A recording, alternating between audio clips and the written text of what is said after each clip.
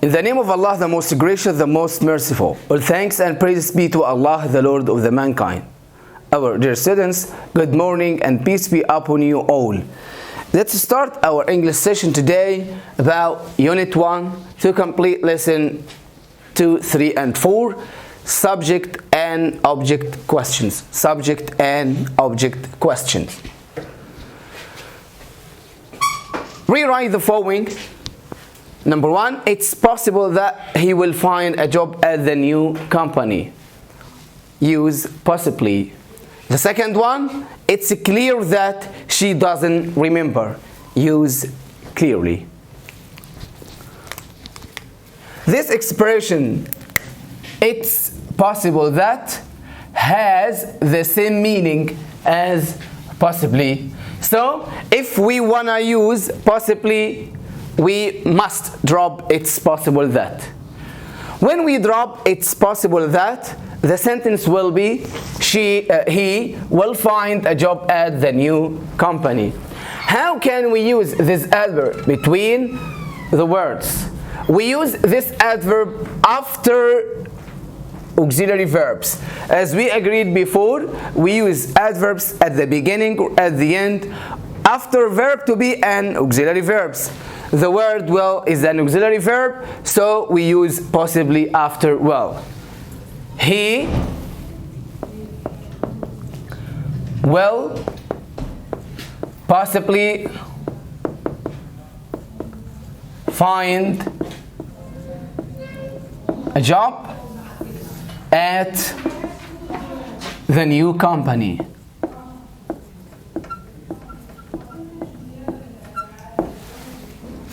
Number 2, it's clear that she doesn't remember. Use clearly. This expression, it's clear that, has the same meaning as clearly. So, when we use clearly, we drop it's clear that. When we drop it's clear that, the sentence will be she doesn't remember. She doesn't remember. How can we use this adverb between the words? As we agreed before, we can use adverbs before negative. Before negative.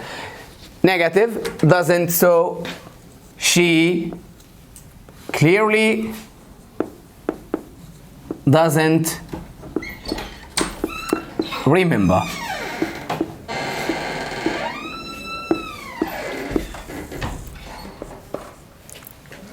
We have two kinds of questions. We can say subject and object.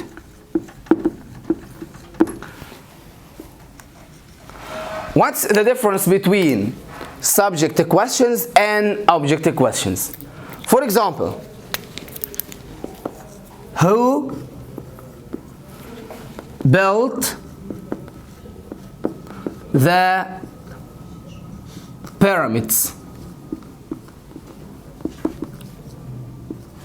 Who built the pyramids?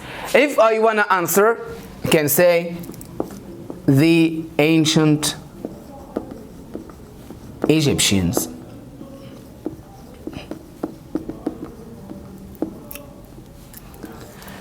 The ancient Egyptians built the pyramids. The ancient Egyptians is a subject. In this question, we want to find information about the subject, so we call it subject question. Again, who built the Great Pyramid? If I want to answer, we can say the ancient Egyptians. The ancient Egyptians is the subject, is the doer of the sentence, so we call it subject questions. The second one, why did they build them? Why did they build them? In this question, the subject of the verb is known. So we want to find information about another thing, the reason why. to make tombs. To make tombs. The reason here is an object, so we call it an object question.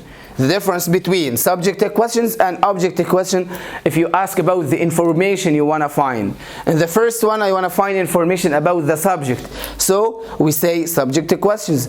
Another one, the doer of the action or the subject is known, so I want to find information about another thing, so we call it an object question. How to differentiate between them in an easier way, so we can say, look at subject question. Can you see do, does, or did? No. But if you have no, do, does, did, we can say it subject question. If you have do, does, or did, we can say an object question. True or false? We make subject questions without do, does, or did. We make subject questions without do, does, or did. In this question we have no do, does, or did, so it's true. They usually begin with who or what. They usually begin with who or what. In this question we started with who, so it's true.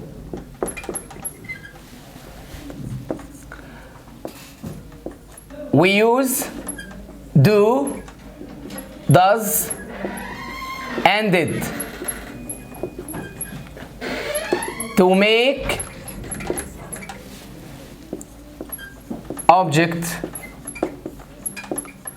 questions. We use do, does, and did to make object questions. Look at this question. We will find the word did, so it's an object question, so it's true. The difference between subject and object questions is the information we want to find out. If you want to find information about the subject, we can call it subject questions. If you want to find information about anything rather than the subject, we can say it an object question. The great differentiation between them, do, does, did. If you have do, does, did, this is an object question. If you don't have do, does, did, we can say subject question. Thanks for listening and goodbye.